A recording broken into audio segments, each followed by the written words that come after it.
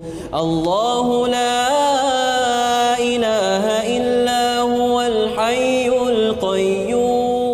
اللہ تعالیٰ کی نافرمانی پہ اپنے آپ کو لگانے والے وہ بھی یہ امید باندھے بیٹھے ہیں کہ ان کو جنت میں داخل کیا جائے، گناہوں کو چھوڑنا پڑے گا، اللہ ذوالجلال کی اطاعت کرنی پڑے گی، پھر امید باندھیے۔ اگر آپ نماز روزہ کر رہے ہیں پھر امید باندھ کے دیکھیے، اللہ ذوالجلال تمہاری امید کو توڑے گا نہیں۔ لیکن یہ یاد رکھنا، دنیا کے اس گمبھیر ماحول میں آ کے اللہ سے امید نہ توڑ۔ ادھر سے آواز آ رہی ہے کہ مہنگائی بہت ہو گئی، توبہ توبہ، ادھر سے رونا، ادھر سے دھونا، ادھر سے واویلا، ادھر سے شکوہ شکایت۔ 100 لوگوں کے پاس بیٹھو، 100 کے 100 لوگ یہی بول رہے ہوں گے۔ تو اللہ کے پیارے بندو، اگر مہنگائی ہوگی ہے تو تمہارا رب بھی غریب ہو گیا ہے، اور اگر یہ مسئلہ بن گیا ہے تو کیا وہ حی لا یموت، اس کی قدرت و طاقت میں فرق آ گیا ہے۔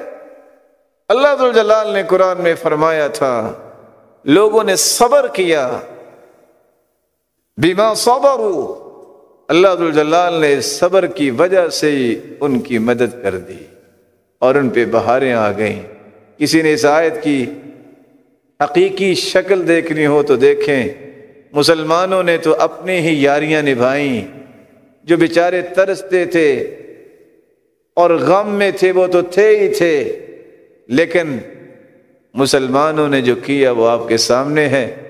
غزہ کے لوگوں نے صبر کیا، اللہ نے صبر کا بدلہ کیسا دیا۔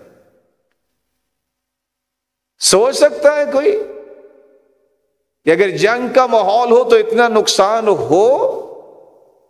اس سے زیادہ تو وہ کرنے کے لیے تیار ہو جائیں گے امریکن، لیکن لاس اینجلس میں جو ہوا، اتنی آگ کو دوسرا ملک آگ کے لگا سکتا تھا؟ اور ثابت کیا اللہ ذوالجلال نے۔ تم رات کے اندھیر، رات کی تاریکی سے دھوکہ کھا کے کہتے ہو کہ دنیا کا کریٹر جو ہے وہ اللہ ذوالجلال نہیں ہے، کوئی بھی نہیں ہے۔ میں تمہیں بتاتا ہوں ان کو ہے کہ نہیں، پھر بتایا نا۔ اللہ ذوالجلال کی قدرت کو ٹھکرانے والا جو ہے، اسے پھر اللہ ذوالجلال اپنی قدرت دکھایا کرتے ہیں۔